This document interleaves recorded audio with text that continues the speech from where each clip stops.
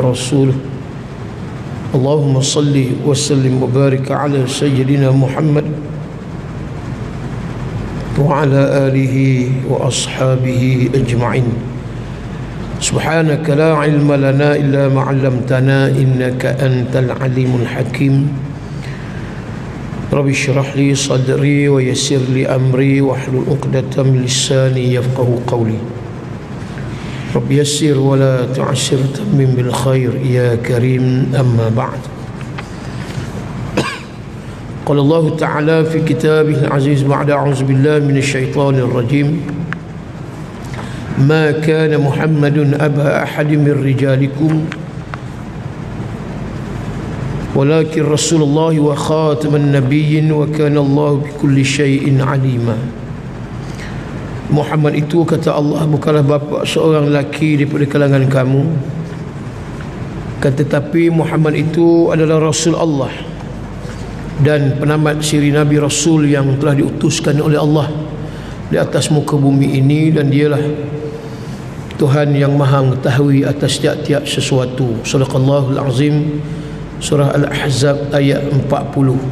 Muslimin muslimat, tuan-tuan dan puan-puan rahmati Allah, syukur kehadrat Allah, malam ni dapat kita bertemu sekali lagi dalam majlis perkongsian ilmu menggunakan kitab Al-Huda An-Nabawi fi Qalbi, petunjuk nabawi bagi hati.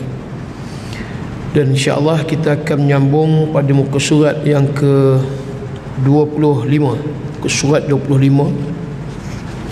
Kita nak habiskan pada perkara yang ke-11 antara rahsia Allah turunkan musibah kepada hamba-Nya. Jadi yang ke-11, cuba kita tengok pada kitab ini, tuan-tuan. Sesungguhnya apa yang dilihat oleh manusia itu sebagai musibah, kadang-kadang pada hakikatnya bukan begitu. Hakikatnya dia bukan suatu musibah, tapi ada perkara yang mungkin barangkali Allah nak beri pengajaran dan juga iktibar daripada apa yang berlaku. Dan disebut lagi, kata tuan kitab ini, kerana manusia kadang-kadang melihat daripada satu aspek sahaja daripada perkara itu, sedangkan tersembunyi daripadanya beberapa aspek yang lain yang lebih penting lagi. Kemudian setelah berlalu jangka masa tertentu, terserlah dan ternyata beberapa aspek kebaikannya terhadap apa yang berlaku. Itu yang kita selalu sebut, ya, ini ada hikmah, tapi hikmahnya kadang-kadang tidaklah pada waktu kejadian. Dah berlalu perkara itu, baru kita nampak, doa tu maknanya itulah yang Allah suruh kita renung, fikir-fikirkan apa yang berlaku itu. Kemudian lama sikit baru kita nampak hikmahnya, kenapa musibah ini berlaku. Mungkin kalau tak berlaku kita tak sedar. Umpamanya ada orang yang hilang duit, beg tangan kena ragut umpamanya, jadi hilang duit 3-4 ribu. Cuba difikirkan apa sebab hilang duit. Bukan hanya musibah, hakikatnya ini yang Allah nak bagi tahu pada kita, dia adalah sebagai musibatu tarbiyah. Barangkali kita tak pernah bayar zakat rupanya. Berapa tahun dah meniaga? 10 tahun. Zakat haulnya setahun sekali, sama ada Januari, Disember ataupun Muharram, Zulhijjah. Sebaiknya zakat dibayar ikut tahun qamari. Tapi kita, sistem kewangan kita, kewangan negara kita ikut apa dia Masihi. Di Januari, Disember ramai orang bayar bulan Disember. Ada juga niat untuk elak daripada bayar income tax. Ramai. Saya kerja lembaga zakat Selangor 15 tahun. Ragam orang bayar zakat, tuan-tuan, ni macam-macam. Ada minta duit balik pun ada. Tak gila kita kata. Sebab bila mana disubmit di Jabatan Hasil, apa dia, Lembaga Hasil LHDN, tengok, oh tarikh tahun lepas tak boleh tolak tahun ni. Dia datang balik pejabat zakat, saya nak balik duit 2,000 yang saya bayar zakat. Tak boleh encik, dosa hukum berdosa besar, haram hukum. Tak apa, dosa saya dengan Tuhan. Tak gila babah tuan-tuan, boleh minta balik duit, dosa saya dengan Tuhan. Itu pun ada. Tak betul niat bayar zakat kerana nak rebate income tax, tolak income tax. Bila tak boleh rebate, dia minta balik duit. Itu pun ada juga. Yang tak bayar langsung pun ada. Allah bagi musibah, duit hilang, kena ragut ibu sekalian, menung balik. Sebab agak-agak rupanya aku ni tak pernah bayar zakat, duit menimbun-nimbun kaya, tapi zakat tak bayar 2.5%. Itu antaranya. Oh, aku tak pernah bayar zakat ni, jadi qada. 10 tahun yang tak pernah bayar tu qada balik. Nak tak nak kita kena qada. Macam sembahyang, mana boleh kita kata tak apalah Ustaz, tu zaman-zaman dulu jahiliah. Ni dah sedar ni, dah taubat ni, oh kalau nak qada balik Ustaz, jenuh lah. Setahun berapa kali kena sembahyang ni. Iyalah, kalau sehari 5 waktu, 10 tahun tak sembahyang, jenuh tuan-tuan nak qada. Allah Ustaz, takkan tak boleh excuse ke apa? Nampak? Ini akal manusia ni begitu. Macam mana pun dia kena qada. Zakat pun begitu juga, dia kena qada. Dia sebutnya ada Allah bagi musibah tadi sebenarnya bukan nak mendera, tapi nak tarbiyah, nak mendidik kita sebenarnya. Ada rumah terbakar, bila tengok-tengok balik tak bayar zakat, pampasan dapat 1 juta. Satu peneroka, seorang peneroka ni 1 juta dia dapat. Orang lain berebut bayar zakat, dia tak bayar zakat. Kata untuk penghulu, kebakaran rumah dia. Bila tengok balik, cek balik, rumah dia ni, apa dia yang terbakar ni Ustaz, dapat 1 juta tapi tak keluarkan zakat. 25,000 dia nak kena keluar zakat.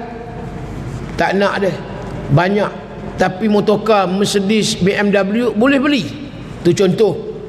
Itu kalau kita nak ambil tadi, maknanya bila dah berlaku dan berlalu perkara itu, musibah, baru kita perasan. Sebab tadi kita lalai dan cuai dengan harta, bahkan pada diri kita pun sama juga. Sehat tak nak pergi masjid, udah uzur baru sibuk nak pergi masjid. Allah bagi pengajaran pada dia supaya dia menung balik, kenangkan balik. Masa sihat kenapa aku tak nak pergi masjid, waktu sakit baru terkenang-kenangkan, contoh. Itu sebenarnya, tapi hidup lagi dia. Jadi musibahnya musibatu tarbiyah. Allah nak mendidik lagi. Dan kadang-kadang ia sampai kepada berpuas hati bahawa apa yang berlaku itu sebenarnya baik, bukanlah musibah. Sudahnya, akhirnya dia pula kata alhamdulillah lah, kalau tak kerana musibah ni aku lalai cuai. Dia berpuas hati dengan musibah yang menimpa kepada diri dia. Dia U-turn balik 360 darjah. Kalau tidak dulu macam-macam maki hamunnya Tuhan. Tapi bila dah berlaku, dah berlalu beberapa bulan, tahun, baru dia kata betul lah, kalau tak Allah bagi macam ni keadaan musibah, mungkin aku lagi teruk, lagi lalai, tak sedar diri umpamanya. Jadi banyak macam. Kalau kita ambil yang ke-11, artinya pada hakikatnya ia bukan musibah untuk sengsara, tetapi untuk menyedarkan. Di dalam Al-Quran surah Al-Baqarah ayat 216 firman Allah, kutiba alaikumul qitalu wa huwa kurhul lakum wa asa an takrahu syai'an wa huwa khairul lakum wa asa an tuhibbu syai'an wa huwa syarrul lakum wallahu ya'lamu wa antum la ta'lamun. Diwajibkan, kata Allah, kutiba, diwajibkan alaikum, ke atas kamu, yakni qital.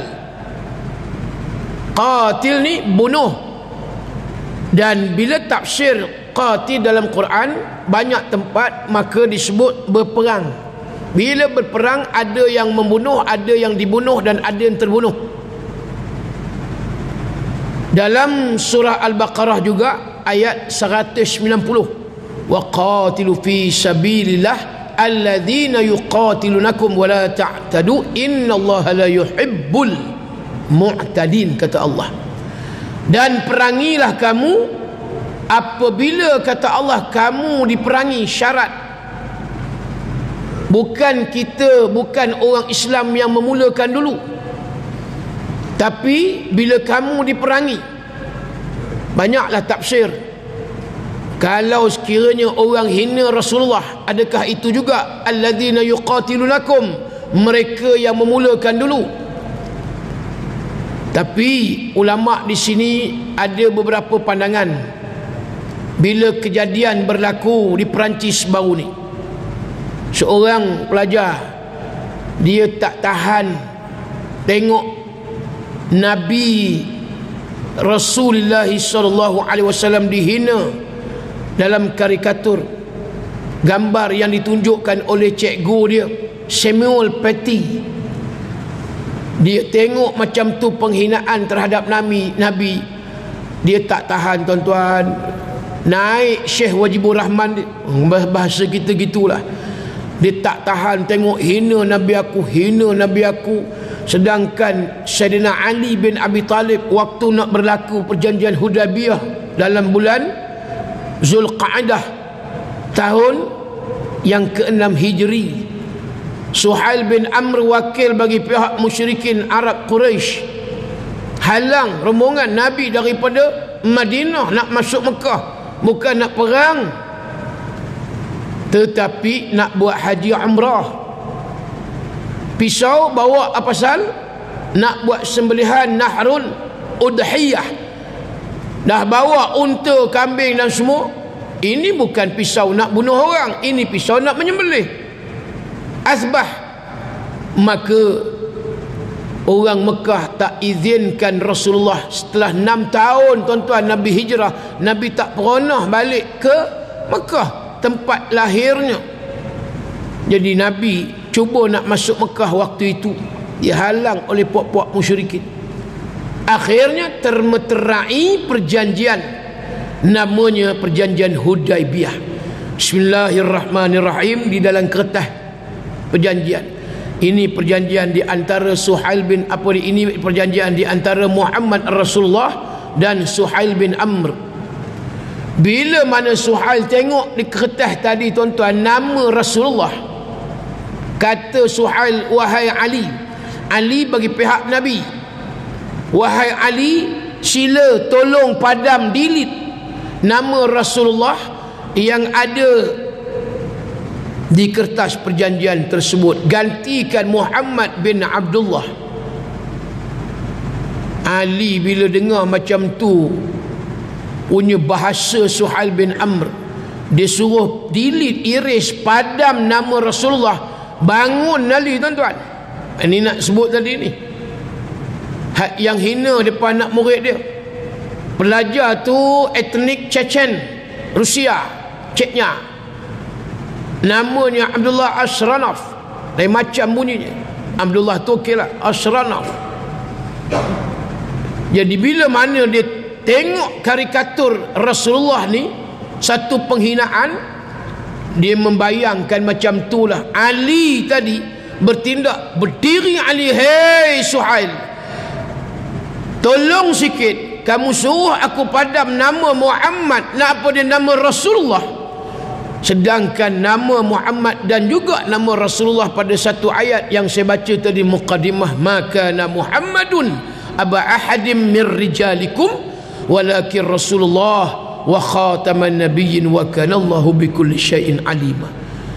Mana mungkin aku nak padam nama Rasulullah, wahai Suhail, sedangkan ia ada di dalam Quran. Tuan-tuan, Ali taubat tak akan padam.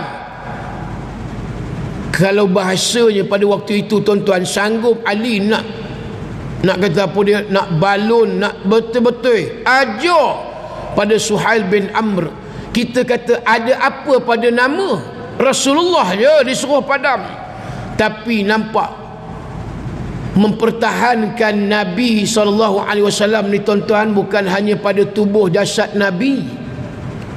Sebagaimana kita tengok Talhah bin Ubaidillah bin Uthman bin Amr bin Ka'ab bin Sa'ad bin Murrah bin Ka'ab bin Lu'ay bin Ghalib.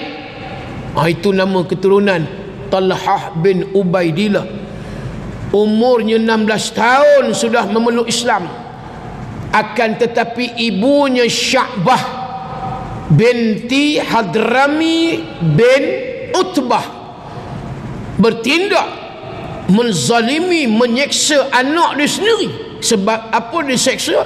Kerana Talhah bin Ubaidillah memeluk Islam dengan Nabi, tuan-tuan. Bahkan kaum keluarga, kaum kerabatnya semua bertindak marah dan menyeksa Talhah kerana memeluk Islam. Ringkas cerita, Talhah bin Ubaidillah jadi seorang muhajir, hijrahlah ke Yathrib, Madinah. Ringkas lagi, Talhah bin Ubaidillah ni dia bertindak setiap peperangan yang berlaku, dia akan ada di medan perang. Dia takkan terkecuali. Ini yang hebat Talhah bin Ubaidillah. Kalau Nabi, tuan-tuan, lebih daripada 27 peperangan yang Nabi menjadi komander tentera, Talhah bin Ubaidillah mesti ada. Ada Nabi, adalah Talhah bin Ubaidillah di medan perang. Dia mempertahankan Nabi mati-matian, tuan-tuan, terutama di dalam perang Uhud, sehingga Nabi gelarkan Talhah bin Ubaidillah syahid hayy. Apa dia syahid hayy? Yakni orang yang mati syahid tapi hidup masih berjalan di atas muka bumi. Waktu perang Uhud, Talhah bin Ubaidillah dia tengok Rasulullah pada waktu itu cemas, nak mundur tu nak selamatkan diri. Nabi nak panjat satu batu dekat gua dekat Jabal Uhud, tapi Nabi pada waktu itu pakai baju perang, baju besi berat. Nabi tak terdaya nak panjat satu batu pada waktu itu. Lalu lalu Talhah bin Ubaidillah ni duduk minta Rasulullah pijak di bahunya untuk dia pun berdiri, dan dapatlah Nabi panjat batu yang dekat dengan Jabal Uhud tadi, tuan-tuan.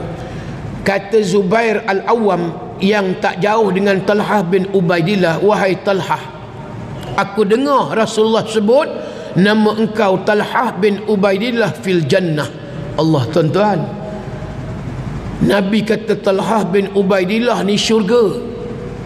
10 sahabat Nabi ni dalam hadis sahih yang dijanjikan syurga ghairul hisab wal azab. 4 daripadanya khulafa Rashidin, Abu Bakar, Umar, Uthman, Ali. Yang kelima, tuan-tuan, siapa dia? Bukan Sa'ad, bukan Zubair, bukan Sa'id bin Zaid, tapi namanya yang kelima, syurga tanpa hisab, tanpa azab, Talhah bin Ubaidillah. Allah, Talhah bin Ubaidillah yang kelima. Yang keenam barulah yang disebut Zubair Al-Awwam. Yang ketujuh barulah disebut dalam hadis Sa'ad bin Abi Waqqas. Yang ke-8 yang disebut Sa'id bin Zaid. Yang ke-9 Abdurrahman bin Auf, ikut dia punya susunan dia, ranking dia. Dan yang ke-10 namanya Abu Ubaidah Al-Jarrah. 10 ni, tuan-tuan, top 10 ni ghairul hisab wal azab, kata Rasulullah. Tanpa hisab dan tanpa azab, syurga. Zubair menyatakan, wahai Talhah, aku dengar tadi Nabi sebut bila engkau minta Nabi panjat di atas bau ni, nak naik satu batu, Nabi kata Talhah fil jannah, syurga. Tak seronok, tuan-tuan, tubuh badan kita dipijak oleh Nabi. Allah, bukan senang nak dapat rezeki. Muaz bin Jabal menceritakan Nabi ketika itu sebelah dengannya. Lalu Nabi kata, Muaz akhadha biyadih, Nabi pegang tangan aku, kata Muaz. Allah, tuan-tuan. Lalu Nabi pun bersumpah, wallahi ya Muaz, inni la uhibbuk, aku amat kasih dan sayang cinta kepadamu wahai Muaz. Tuan, rezeki Sayyidina Muaz dipegang tangannya oleh Rasulullah. Nabi bersumpah, aku sayang kepadamu. Tu rezeki sahabat. Baik, cerita Talhah lagi. Dan pada waktu itu ada 11 orang yang jadi bodyguard Nabi waktu kalut, waktu dalam keadaan cemas, cari perlindungan ni. Sebab Khalid ibn Walid sudah berjaya menawan Jabal Rummah dalam perang Uhud, ya, yang berlaku pada tahun yang ketiga Hijri, bulan Syawal. Maka pada itu, ketika mana Rasulullah nak cari perlindungan, ada 11 orang yang jadi junnah perisai ataupun bodyguard dalam bahasa kita. 10-nya orang Ansar, seorang orang Muhajir. Muhajir Talhah bin Ubaidillah. Lalu ketika itu orang-orang Ansar bertindak menyelamatkan diri Nabi, akan tetapi seorang demi seorang kecundang dibunuh oleh puak-puak musyrikin Arab Quraisy, tentera-tentera musyrikin daripada Mekah. Kemudian bunuh lagi tinggal 8, bunuh lagi tinggal 7. Akhirnya tuan-tuan tinggal seorang. Tapi masih lagi sahabat Nabi ni menjadi perisai pada Nabi. Jangan sentuh tubuh badan Nabi, biar tubuh badan mereka ditusuk oleh tombak lembing dan anak panah. Nama nak menyerah kalah kepada musuh tidak. Tinggallah Talhah bin Ubaidillah, hak yang lain syahid. Maka ketika itu tuan-tuan, Talhah peluk Nabi dengan satu tangan lagi Nabi memegang apa dia, satu tangan lagi Talhah bin Ubaidillah memegang pedang. Satu tangan pegang pedang, satu tangan peluk Nabi, tak bagi orang-orang musyrikin bunuh Rasulullah. Begitu sayang kasihnya Talhah bin Ubaidillah kepada Nabi. Nampak ini, dia mempertahankan jasad, Ali mempertahankan nama. Kemudian ketika itu Talhah cuba menghalang daripada pedang, lembing, tombak kena pada tubuh jasad Rasulullah sallallahu alaihi wasallam. Tuan-tuan, akhirnya mereka berjaya tetak tangan Talhah bin Ubaidillah. Jari Talhah bin Ubaidillah hilang, tuan-tuan. Tu nak ceritanya, diriwayat tuan-tuan, 79 kesan luka yang dalam kena pada tubuh badan Talhah demi nak selamatkan Nabi SAW daripada dibunuh. 79 tikaman, lembing, tombak, luka yang dalam. 79 bukan sikit, tuan-tuan. Tapi masih lagi bertahan. Jangan bagi Nabi ni diserang oleh musuh. Jangan bagi apa-apa senjata musuh sampai ke tubuh jasad Nabi SAW. Tak apa, cedera, hilang jari, tak apa. Yang penting Rasulullah selamat. Dan akhirnya Nabi kata, inilah syahid hayyi. Kalau kamu nak tengok orang yang mati syahid hidup di dunia masih berjalan, kamu tengoklah kepada Talhah bin Ubaidillah. Tengok kepada Talhah bin Ubaidillah. Akhirnya Talhah bin Ubaidillah syahid dalam perang Jamal, perang saudara antara kumpulan Sayyidatina Aisyah dengan kumpulan Sayyidina Ali pada tahun yang ke-36 Hijri. Akhirnya syahid Talhah bin Ubaidillah. Maknanya hidup panjang lagi selepas Nabi wafat. Ini cerita baru perang Uhud. Itu orang yang mempertahankan tubuh badan Rasulullah. Ali mempertahankan nama tadi. Abdullah Asranah, seorang warga Chechen. Bila mana cikgu dia hina Rasulullah, dia tak boleh tahan. Akhirnya dia ambil pisau, dia penggal kepala cikgu, mati cikgu ni. Ni yang kata pandangan ulama macam mana ni? Ulama menyebut ini darar. Apa dia darar? Dia memberi satu kemudaratan yang lebih besar. Dia bunuh orang ni, memberi satu image Islam ni tak cantik, agama yang seolah-olah suruh bunuh orang. Sedangkan banyak kita tengok pengajaran, tuan-tuan, akhlak Nabi. Nabi tak bertindak bunuh balik.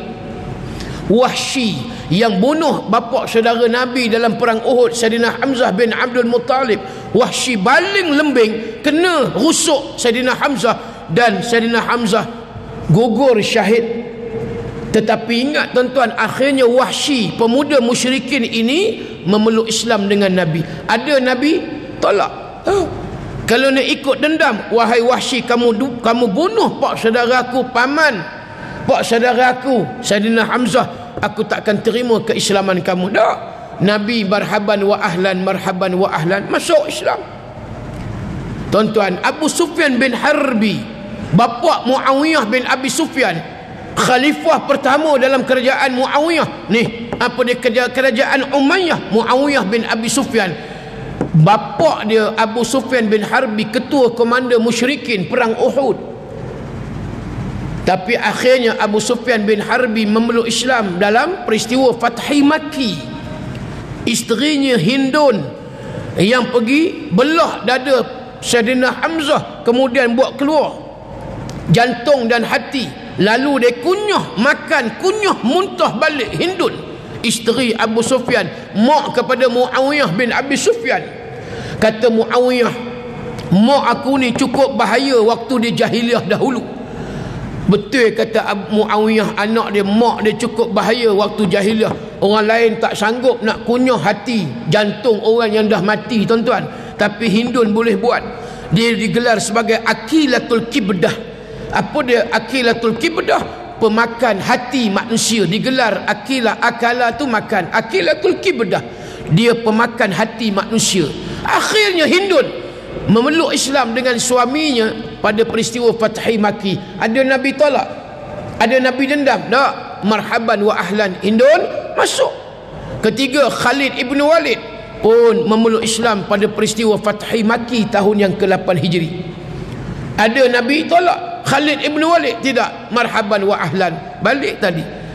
Jadi pemuda Chechen, remaja lah, 18 umur. Tindakan dia tu tuan-tuan memberi kerugian sebenarnya dan memberi bahaya lagi besar. Yang okey tuan-tuan, tanda bantahan kita solidariti untuk membantah tindakan pemimpin Perancis Emmanuel Macron yang juga secara langsung menghina Rasulullah. Setuju tindakan cikgu bangsa Perancis tadi yang pergi hina Rasulullah. Dia kata itu adalah hak asasi bersuara. Apa salah dia menyokong, dan banyak negara Eropah juga menyokong Presiden Perancis. Tindakan yang paling baik tuan-tuan, boycott French products, itu yang terbaik. Tengok negara Arab boleh buat tuan-tuan. Syria, Lebanon, Kuwait, Timur Tengah, Libya, Palestin tengah rancak mereka boikot barangan buatan Perancis. Satu hari kerugian Perancis tuan-tuan akibat diboikot barangan 1 bilion. Satu hari 1 bilion. Ni dah berapa hari dah. Dan 300 bilion investment kerajaan Perancis di negara Arab Timur Tengah. Jumlah nilai 300 bilion habis ditarik balik. Tak modal kita kata, nampak? Ini lebih baik daripada kita membunuh yang menghina Rasulullah. Bunuh tuan-tuan, lagi orang kecam, lagi berdendam Kristian dengan Islam. Tapi kalau kita boikot, tengok kuasa ekonomi, baru betul. Tak cantik bila bunuh macam tu. Ya, memang kita nak pertahankan Nabi, tapi tindakan tu darar. La darara wa la dirara, kata Nabi. Kamu jangan mudaratkan diri kamu, dan kamu jangan mudarat orang lain. Jangan sampai pergi bunuh orang. Kalau dihina Islam, baik kita buat solidariti, satu dunia Islam. Boikot produk-produk barangan. Banyaklah keretanya, Citroen, Peugeot. Tapi kalau yang dah pakai, janganlah bakar pula malam ni tuan-tuan. Pakai terus lah, kan? Cuma bila nak beli besok, janganlah cari yang lain. Nak Toyota boleh, Proton boleh, jangan Citroen, jangan Peugeot. Tayar selagi tak botak Michelin, pakai tuan-tuan. Michelin produk Perancis. Tapi kalau nak beli lepas ni, fikir balik, tak boleh Michelin Perancis. Yokohama, Goodyear, Continental, apa lagi, Toyo ke benda macam-macam. Dan produk tenusu ibu-ibu sekalian, pun ramai juga tuan yang beli di pasar raya. Kemudian kalau handbag ada LV, itu barang-barang perempuan lah, perhiasan lelaki pun dia juga LV. Cartier, Dior, perfume, dan apa dia barang kosmetik L'Oreal. Banyak tuan-tuan, tengok tu dalam senarai boikot produk-produk Perancis. Jangan langsung tak ada rasa. Alah biarlah, itu di Perancis bukan di Kuala. Pula dah bukan di Kuala katanya. Oi tuan-tuan, Haji Rabin Tebin orang Perak yo. Maknanya mesti ada perasaan kita benci dengan orang yang menghina. Tapi kita nak buat macam mana? Yes, ini cara boikot je. Biar lantak demo nampak. Jangan main dengan orang Islam. Lama ni dia duduk gula-gula buat main-main dengan orang Islam. Beli apa dia buat produk, tengok orang Islam beli. Kali ni nampak di Kuwait tuan-tuan, Carrefour tutup. Carrefour kan Perancis. Di Subang Jaya dulu ada beberapa tempat di Malaysia tutup Carrefour, tak boleh pergi. Carrefour tuan-tuan di Timur Tengah habis, orang boikot, punggah barang. Mana-mana produk Perancis buang. Itu kita ambil tadilah. Bila mana ada orang pertahankan Nabi ni pada naba. Ada yang lebih hebat waktu hidup, tadi sahabat-sahabat. Ada lagi kalau yang perempuan Samirah binti Qais dan sebagainya. Nak ceritanya orang yang sayang pada Nabi, sempena Maulid ni lah. Jadi bila disebut diwajibkan atas kamu berperang, kata Allah, padahal berperang itu adalah sesuatu yang kamu benci. Latar masyarakat Arab jahiliah, mereka suka berperang.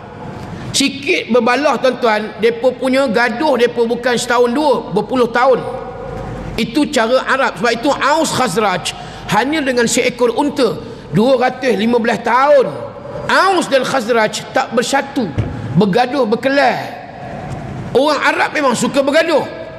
Zaman jahiliah gaduh mereka bawa kepada perang Fujjar. Dan kita baca sejarah kisah Nabi waktu umur 15 tahun. Abu Talib bawa perang Fujjar. Cuma Abu Talib kata, wahai Muhammad bin akhi, kamu jangan cuba ambil bilah panah sasar kepada musuh, aku tak bagi. Cuma sekadar kamu ambil bilah panah bagi kepada tentera, itu je. Jangan cuba-cuba kamu nak sasar busur panah hala kepada musuh, itu aku tak bagi. Muhammad jujur, amanah, lalu digelar As-Siddiq Al-Amin. Umurnya tuan-tuan 15 tahun. Nak cerita latar masyarakat orang Arab memang rajin berkelahi sampai berperang. Ni Allah sebut, maka diwajibkan kepada kamu berperang, padahal perang itu adalah sesuatu yang kamu benci. Boleh jadi kamu benci sesuatu padahal ia amat baik bagimu, dan boleh jadi pula kamu menyukai sesuatu padahal ia amat buruk bagimu. Allah mengetahui sedang kamu tidak mengetahui. Al-Baqarah ayat 216. Balik tadi kepada musibah. Mungkin musibah itu bagi seseorang hati memang tak nak, tapi rupanya ada hikmah daripada musibah tu. Rezeki umpamanya, contoh mana kita tahu rezeki bertambah-tambah. Kalau tak musibah, kita tak tahu rezeki kita macam mana. Memang kita rasa macam buruk bagi kita, tapi Allah yang tahu kenapa kita tak kahwin dengan dia umpamanya. Mesti ada sebab kenapa tak panjang jodoh umpamanya. Bagi kita lah, aku sayang lah, I love you, I miss you. Tapi nampak ada hikmah. Sebab apa ustaz-ustaz lain tak dapat Nilopa? Kenapa Piuris dapat Nilopa? Tuan-tuan jangan main, nampak. Sebab Nilopa suka lelaki yang berjambang. Salim Din tak ada jambang. Itu contohlah nak sebut. Ada hikmah dia yuk, kan? Dapat Piuris sebab dia kata bagus Piuris ni, ialah boleh bagi tazkirah. Jadi malam Jumaat kata Nilopa, saya nak dengar tazkirah daripada suami saya selain daripada berjambang. Rezeki dia lah. Orang yang dengki, yang iri hati, aku geram lah aku tak dapat Nilopa, kan? Alah, anda mula dah pakai nikab, nak tengok berapa hari dia pakai burqa. Lepas kahwin esok tengoklah, habis semua terbuka. Boy tuan-tuan, dia dengki sebab tak dapat Nilopa. Adalah hikmah sebab kita tak dapat. Adalah hikmah pula pada Piuris. Rezeki dia lah tuan-tuan. Ini kita doalah Piuris umur muda lagi, Nilopa tua daripada dia. Apa yang kamu kisah? Yang nak kahwin bukan kamu. Biarlah dia nak kahwin berapa umur dia pun. Bukan ada cacat celah pun. Itu contoh. Maknanya ada macam-macam hikmah. kenapa putih tunang, contohlah. Kalau aku kahwin dengan dia dulu tak tahu macam mana. Contoh, mungkin banyak yang diaturkan oleh Allah. So ini di antara nak bagi perumpamaan. Perang tu memang kita kata siapa nak, tapi bila perang mungkin dengan peperangan nak mendapatkan satu kemenangan, mempertahankan negara Islam Madinah. Contoh, bukan Nabi yang memulakan, tetapi musuh yang memulakan. Sesungguhnya kata Tuhan kita lagi di bawah tu, kadang-kadang perkara ini itu baik kepada agama dan akhirat, bahkan kadang-kadang baik pula kepada dunianya. Dia mungkin ada kala dunia pun mungkin baik bagi dia bila mana berlakunya musibah tu, dan mungkin di akhirat pun dia juga macam-macam. Baru ni Hulu Langat banjir, ni pun masih lagi ni. Ada hikmah Allah bagi banjir dekat Hulu Langat. Kita nak kata teruklah Tuhan ni, mana boleh kita kata Tuhan teruk. Tadi 2 helikopter dia berlaga di atas, kemudian terempah. Satunya helikopter tu darat cemas, 2 selamat, 2 terbunuh. Waris-waris nak kata apa dia? Antara yang pertama kenalah sebut dulu, qalu inna lillahi wa inna ilaihi raji'un. Kita kepunyaan Allah dan kita kembali kepada Allah. Yang kedua, apa sebab berlaku macam tu kemudian terbunuh 2 pilot tadi yang diberitakan tuan-tuan. Kalau nak kata Tuhan ni tengah-tengah Covid ni apa semua ni aku perlukan suami aku gitu gini, memang. Tapi tengok nanti bila dah dikebumikan, dah beberapa hari, beberapa minggu, beberapa bulan umpamanya, kita nak diberi oleh Allah banyak hikmah pengajaran kita tak tahu. Kita menung balik, fikir balik, mesti ada sebab Allah matikan orang ni. Tak ada orang yang tak mati, mati semua. Cuma bila kita tak tahu, saya tuan-tuan. Tapi bila mati muda pun ada sebab, mati tua pun ada sebab, tak mati-mati lagi pun ada sebab. Itu pun dia juga. Mati pasti, cuma tak mati-mati lagi. Kita kata dah 94, apa tak mati-mati lagi? Ada hikmah, kita tak tahu. Tunggu besok dia mati besok, tak tahu 98. Kita pun begitu juga. Allah nak bagi lagi peluang. Mungkin bangkali masa muda kita terlewat, kita bertaubat. Masa muda kita jahil, masa muda tak sempat nak ke masjid. Allah bagi lagi umur kita panjang tuan-tuan, dapat kita pergi masjid. Hikmah, umur panjang, hikmah. Tapi bagi kita kata ada aku ni tak tahulah, badan pun tak apa nak sehat dah, begitu begini apa semua. Tengok sahabat-sahabat, rakan-rakan sebaya semua dah meninggal, kenapa aku tak meninggal lagi? Jangan tanya macam tu. Mesti ada sebab. Allah sayang kita lagi, maka teruskan ibadat kita kepada Allah Subhanahu wa ta'ala. Kalau nak cerita rahsia musibah ni tadi dah masuk yang ke-11, Jadi habislah takat tu rahsia yang disebut musibah Allah berikan kepada kita. Dan insya-Allah kita masuk pula perkara yang ketiga ni daripada hadis yang kedua. Apa pula di antara poin yang ketiga yang disebut oleh tuan kitab di sini tentang musibah yang disebut sebagai ujian? Bahawa banyak berlaku ujian, kata tuan kitab ini, dan musibah di dunia ini tidaklah menunjukkan kerana kekufuran dan kefasikan manusia. Bahkan manusia yang paling banyak menerima ujian adalah yang paling baik dan paling takwa daripada kalangan mereka. Nabi, Rasul, dah sebut dah hadis tu, yang paling berat, asyaddu bala'an al-anbiya, kata Rasulullah, para Nabi Rasul yang paling berat dan dahsyat ujian mereka. Kita juga ujian, tapi tak seteruk dahsyat yang Allah bagi ujian pada Nabi Rasul. Pernah ditanya oleh sahabat kepada Nabi SAW dalam hadis mafhumnya, muka surat 27 di atas tu tuan-tuan, siapakah manusia yang paling berat menerima ujian? Sabda Nabi, para Nabi. Kemudian Nabi kata, orang yang seumpamanya dan seumpamanya. Kemudian seseorang itu akan diuji mengikut tahap pegangan agamanya. Jika tahap pegangan agamanya kuat, maka beratlah ujiannya. Dan jika tahap pegangan agamanya lemah, maka ia diuji mengikut kadar pegangan agamanya. maka sentiasalah ujian akan menimpa seseorang hamba sehingga ia tinggal berjalan di muka bumi ini dalam keadaan tidak ada kesalahan lagi. Allah, tuan-tuan, tak berehatlah maksud dia, tuan-tuan. Mana ada orang tak buat salah? Tuh disebut tadi keadaan tidak ada kesalahan lagi, sehingga tak ada kesalahan lagi, mati. Selagi tak mati, ujian berterusan. Selagi tak mati, ujian terus menerus. Macam-macam. Lagi kuat hadis ni sebut, lagi kuat kita punya pegangan agama, lagi kuat kita punya ibadat. Daripada 2 rakaat tahajud, sekarang kita tahajud 8 rakaat 4 salam. Takkan dibiar oleh syaitan macam tu je, seronok je nengok kita dah. Dia lagi datang kacau, ganggu waktu kita semayang. Macam-macam bilangan rakaat dia ganggu, dia usik lagi. Kita rajin semayang, harta pula kedekut. Ada. Jangan. Ni apa hal derma tak habis-habis pula. Mayang je lah, apa nak kereta-kereta simpan. Ini anak lagi macam-macam ni. Tengok. Bajet yang baru ni pun nampak 500 je, tak boleh banyak-banyak. Nampak? Tu sebab sedekah, infak, wakaf pun jangan banyak. 500 dapat EPS akaun 1, RM5 sudah sedekah. Oi tuan-tuan, dia kacau tuan-tuan. Dia main macam tu. Kan? Dia main macam tu. Kita pun, oh betul juga. Tak aku heran, kenapa pula akaun 1 peduli lah kita nak ambil berapa ribu tu duit kita. Yang demo ni pemegang amanah je EPS. Dia kan duit kita.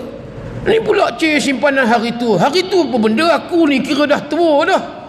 Takkan nak tua dalam seluar. Yang mula dah nampak. Dia marah tu tuan-tuan. Iblis tuan-tuan datang macam-macam. Macam-macam dia usik kita, dia kacau kita. Lagi kuat kita punya pegangan agama, lagi kuat kita nak sedekah, wakaf, infak, lagi kuat datang. Dia nak jadi kita punya sedekah tadi yang tak ikhlas. Jadi dia usik. Azan.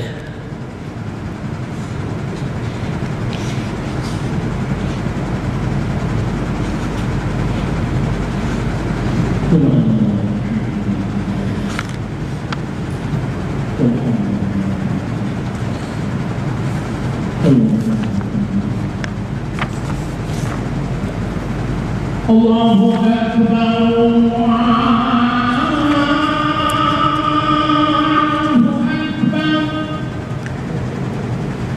Allahu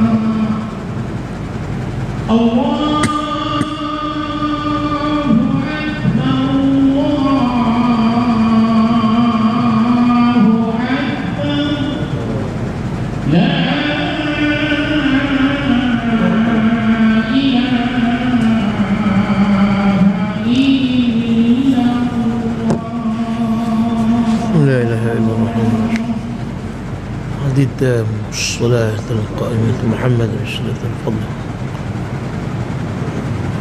Muslimat yang dirahmati Allah. Jadi hadis tadi hadis At-Tirmizi, hadis hasan lagi sahih.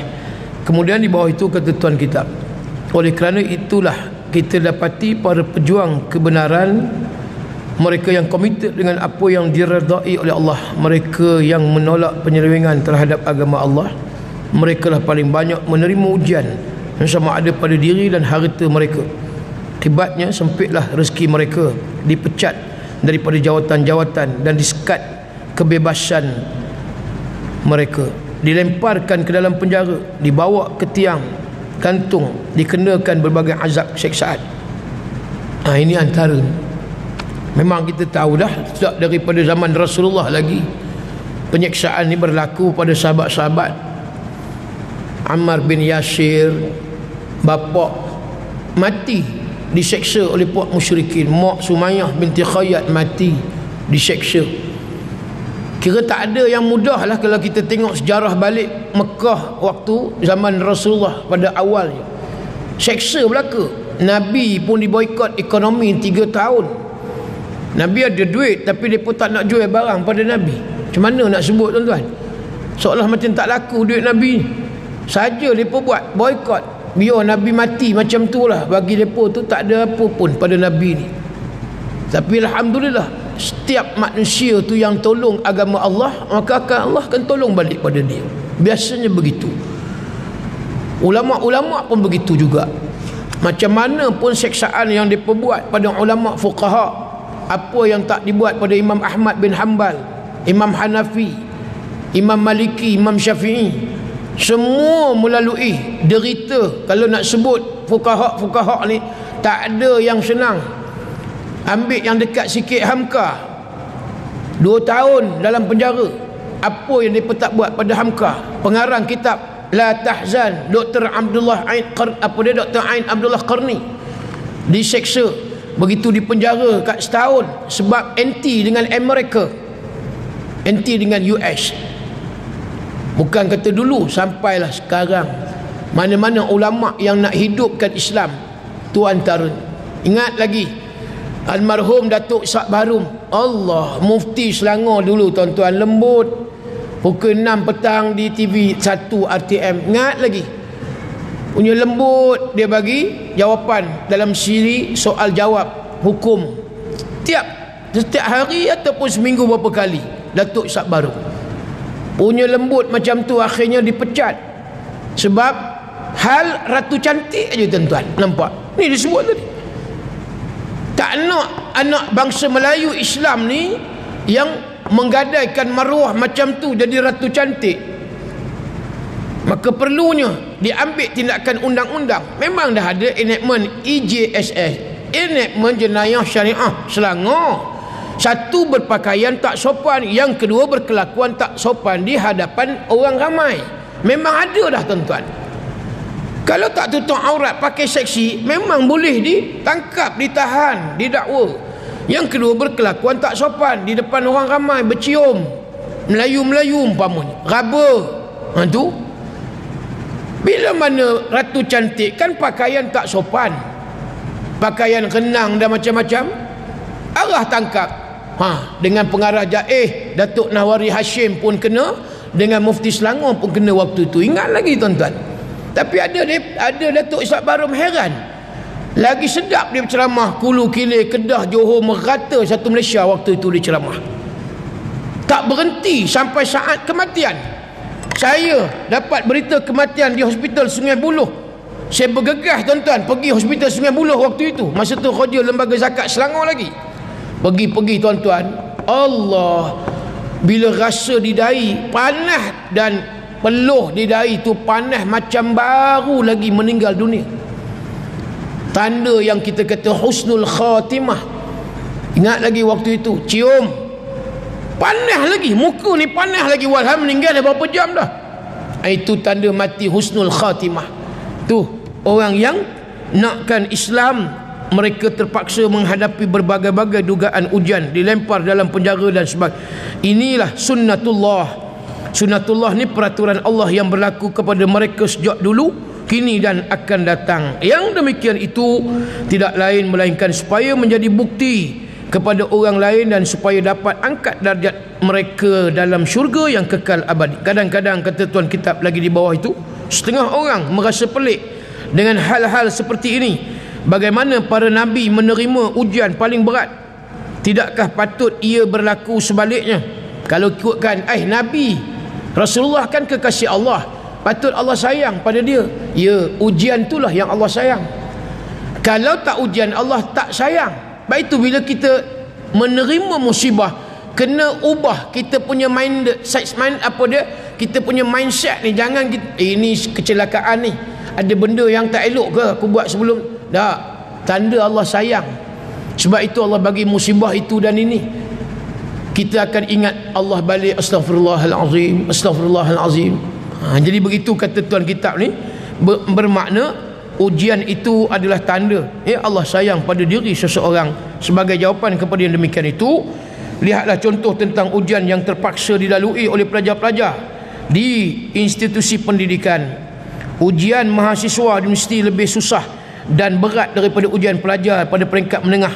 Siapa yang dah mengaji universiti tahulah, bukan mudah. Daripada degree, first degree, ambil pula master, dah habis master, Allah, PhD pula, nak menulis berapa tahun tuan-tuan viva. Siapa yang dah sampai peringkat PhD tahulah, perah otak tuan-tuan. Masa tu saya cerita, duit lagi. Ujian orang yang duduk waktu sekolah rendah, tak macam sekolah menengah. Sekolah menengah pula tak sama macam college, matrikulasi. Tak sama pula dengan yang degree pula, tak sama dengan master. Macam itulah ulama dengan kita macam mana. Ustaz dengan ulama jauh, ulama pula dengan rasul jauh.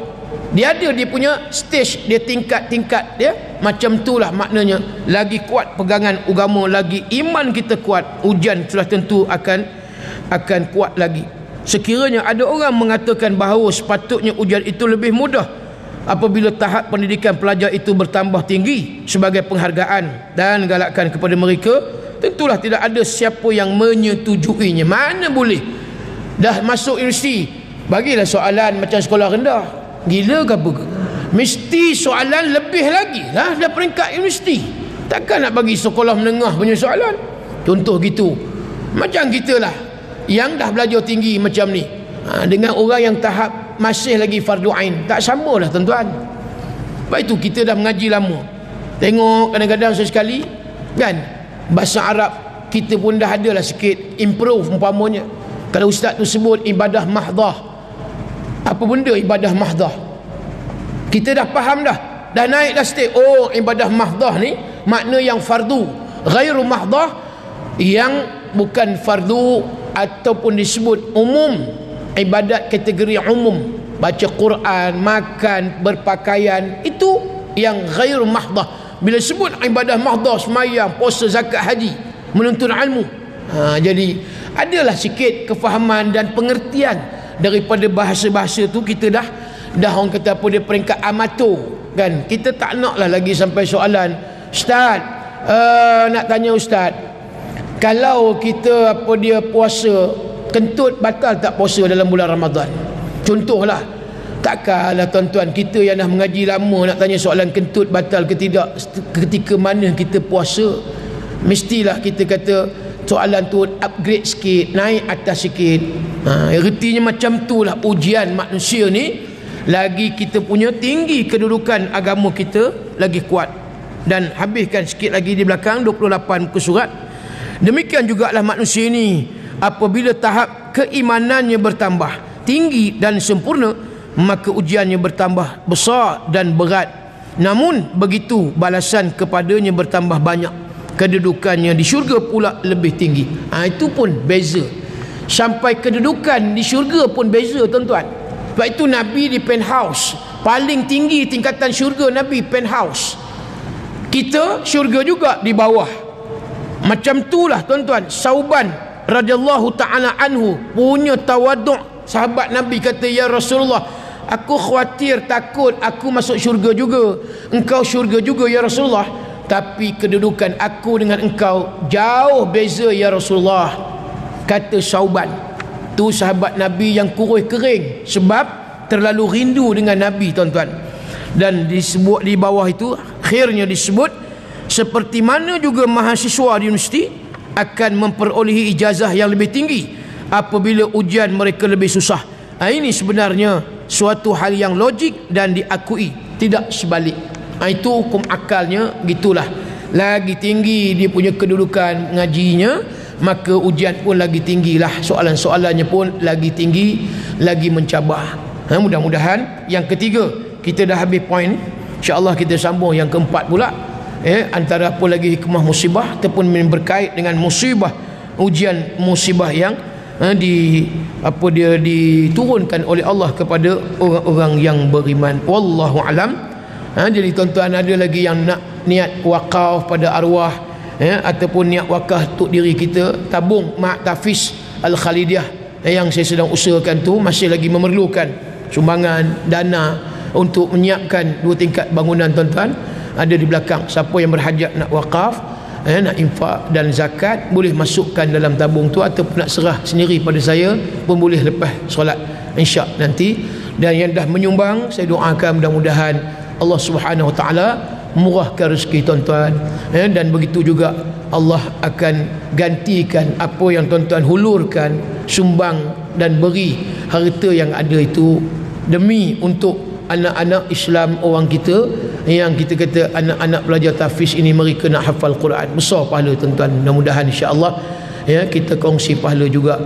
Itu yang nak wakaf, yang nak derma, nak nak menyumbang untuk tahfiz Al-Khalidiyah. Yang kedua, kot ada lagi nak minyak wangi Rehana Syifa peninggalan daripada almarhum Ustaz Datuk Ismail Kamu ni, ada lagi di luar sebotol 32.50. Takut PKPB ni tak boleh, tapi tak tahu lagi setakat ni Jaid tak keluar lagi rasanya.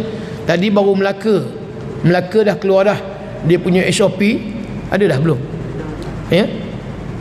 Kedah dah ada, Melaka, Perak belum lagi.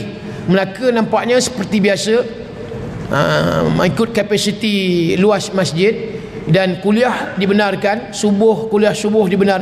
Cuma ceramah berskala besar sempena-sempena Maulid Nabi ni kata tak dibenarkan. Perak belum keluar lagi. Harap-harap bolehlah. Janganlah sampai sembahyang Jumaat 5 orang lagi. Dan jenuh kita tuan-tuan. 3 orang je imam bila tok siap. Jenuhlah 3 orang ni khutbah. Jadi harap-harapnya Perak ikut macam Melaka juga, ataupun lebih baik lagi lah. Tak ada had lah maksud dia. Dan boleh nak kuliah ke, nak ceramah ke, yang tu kita nak. Nampak lately ni tuan-tuan, ustaz-ustaz dah mula dah bersuara ni. Ustaz Datuk Kazim dah suara, Ustaz Badli Shah, imam besar Masjid Negeri Pahang pun dah bersuara dah. Letih dah ni yang jenis semayang jarak-jarak ni. Kalau boleh ni pihak berkuasa kaji balik. Sebab ada dah suara-suara bertanya ni, zaman Rasulullah ada ke semayang jarak macam ni? Apa nak jawab tuan-tuan? Tak ada hadis pun semayang jarak-jarak macam ni. Sekalipun ditimpa musibah, wabak, siapa nak jawab? Jadi kerana itulah pihak berkuasa kena kaji balik. Dah ada suara-suara ustaz penceramah bebas, figure-figure yang bantah ni semayang ni dah lama sangat dah yang jarak-jarak. Sebab begini, kedai-kedai makan tak ada pun nak jarak macam ni tuan-tuan. Kemudian shopping kompleks, pergi Speedmart 99, pergi Econ Safe, pergi pasar raya, elok berkerumun, tak ada jarak had kan. Okey, masuk 2 orang dulu, yang lain kemudian keluar. Tak ada. Elok room masuk sekali, beli sawi, toge. Ya Allah, lagi belaga ponggong tuan-tuan. Habis itu takkan masjid kita nak bagi syarat, ya Allah. Itu ada dah suara figure-figure pendakwah dalam negara kita yang membantah. Sebab sampai bila ni? Tuan-tuan. Sebab itu bagi kita lah, ini sembang-sembang kita lah. Maknanya hari ni perlu juga pihak Kementerian Kesihatan dengar pula nasihat daripada Tok-Tok Mufti ataupun ulama-ulama. Datuk Ustaz Kazim beritahu dah, kita ada cara penyelesaian cara agama. Fa in tanaza'tum fi syai'un farudduhu ila Allahi wa Rasul. Bila berlaku apa juga masalah itu ini, rujuk Quran hadis. Kita nak depa pula dengar nasihat tok-tok guru ulama-ulama. Jangan bagi sampai masjid ni kosong orang. Kita ramai-ramai ni, inilah yang muddu yadahi ila sama, raf'al yadi 'indi du'a, angkat tangan, tadah tangan berdoa bil jamaah. Ini lagi kuat senjata orang yang beriman, doa. Kalau duduk di rumah nak doa ramai macam mana? Bila mana kita berjamaah lagi ramai berdoa, lagi bagus. Lagipun tuan-tuan, setakat ni kluster tak ada daripada Masjid Surah. Yang Petaling jemaah tabligh tu sebab orang jemaah tabligh balik daripada luar negara. Itu punca dia. Setakat ni tak ada lagi masjid dengan surau ni dia jadi kluster. So KKM kena fikir-fikirkan. Dan saya kata tadi, ulama-ulama kita kena berani sikit, tegur juga kerajaan. Jangan duk ikut sangat. Bila jarak, bila suruh 5 orang, kemudian sejadah bawa sendiri. Apakah udah apakah tuan-tuan? Sejadah ni tak perlu. Sampai ada masjid di Perak ni, halau tak ada sejadah, jangan masuk dalam. Boy, garang berbenar. Tak nak sebut masjid tu. Iyalah, betul lah. Mungkin dia terlupa nak bawa sejadah. Janganlah semayang di luar. Tak ada bawa sejadah, semayang di luar. Boy, tuan-tuan, mana-mana atas muka bumi Allah ni tempat sujud. Jangan kasar berbenar. Orang nak semayang, jangan sampai halau. Tak apa, cakap baik-baik. Kalau tak ada sejadah, tak apalah. Ini sejadah kecemasan. Okey, kan? Kita kena sangka baik dengan jemaah. Jangan pergi halau, sian tuan-tuan. Kan? Sahabat saya sendiri semayang dekat tiang luar, tak sayu tengok tuan-tuan. Allah, tuan-tuan, ni yang kata takut Allah lagi laknat, lagi murka. Bukan kata lagi suka tuan-tuan, lagi murka. Cara macam tengok COVID besok dah tak baik-baik, lagi menyangat-nyangat kata orang Lambor yuk. Kita tak tahu bila mana kita buat macam ni. Kita bagi mudahkan. Tak bawa sejadah tak apa, mayanglah di belakang. Selebihnya kita tawakal. Mana tawakal kita pada Allah? Duk semua dengan KKM. Mana tawakal kita pada Allah? Tu yang kita kadang nyenggur juga tuan-tuan, ustaz-ustaz ni.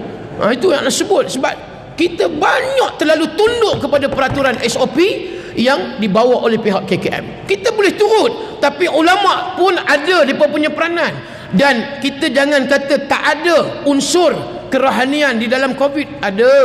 Datuk Dr. Harundin bagi tahu pada pesakit, pergi dulu hospital, jangan datang terus Darus Syifa. Penyakit jantung, penyakit kanser, ubat dengan cara doktor. Saya pun ubat dengan cara doktor dulu. Dah tak boleh, doktor kata tak ada rawatan dah, habis dah ilmu doktor takat tu, datang Darus Syifa, rawat dengan saya. Pesakit kanser, ibu-ibu sekalian, muslimat tahap 4, datang jumpa Datuk Dr. Harundin. Datuk Dr. Harundin pun rawat dengan cara ruqyah, dengan cara jampi ayat Quran. Dengan izin Allah, Datuk Harundin cerita beberapa bulan, wanita muslimat tu datang bukan nak berubat, nak ucapkan terima kasih Datuk. Doktor mengesahkan sel-sel kanser saya dah mati dan saya diisytiharkan sebagai bebas daripada penyakit kanser. Nampak? Ya, dengan KKM pun kita ada caranya vaksin. Dengan cara Allah, jangan kita buang tuan-tuan. Dia mesti ada keseimbangan tuntutan Allah dan tuntutan manusia. Kita selaras. Jangan sampai besok sikit-sikit takut udah 5 orang, 3 orang. Apa sebulan tuan-tuan tak ada orang besok. Jadi harap-harap Perak tak nak macam tu. Kalau boleh macam biasa, kita sanggup SOP, okey, penjarakan tak apa, pakai mask, tapi jangan sampai tetapkan 3 orang, 5 orang je boleh main Jumaat.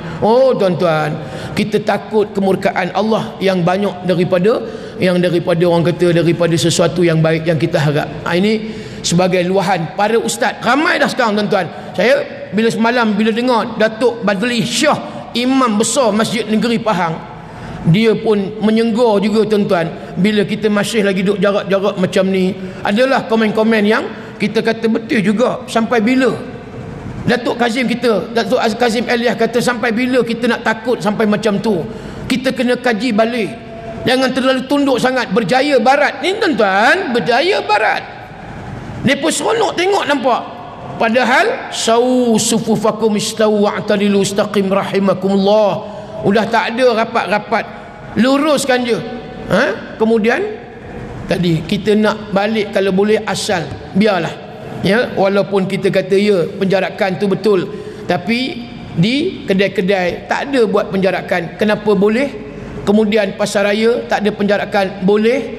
Suruh je tak buat juga penjarakan. balun juga, maka al-bantayun wal sapuyun wal balunun. Tu tuan-tuan, itu nak ceritanya, maknanya dalam masjid lagilah kita selebih, saya kata tadi, tawakal pada Allah. Mudah-mudahan Allah tahu, Allah lebih tahu tuan-tuan. insya-Allah kita tolong agama Allah, Allah akan tolong kita insya-Allah. Walaupun kita ambil juga cara dunia punya cara kaedah pencegahan, tapi jangan sampai kita buang daripada sunnah yang Nabi perintah ataupun yang Nabi suruh. Wallahu alam. Cukup sekadar itu. Mudah-mudahan ada kebaikan yang kita dapat kongsi pada malam ini. Aqul qawli hadza astaghfirullahal azim li wa lakum. Assalamualaikum warahmatullahi wabarakatuh.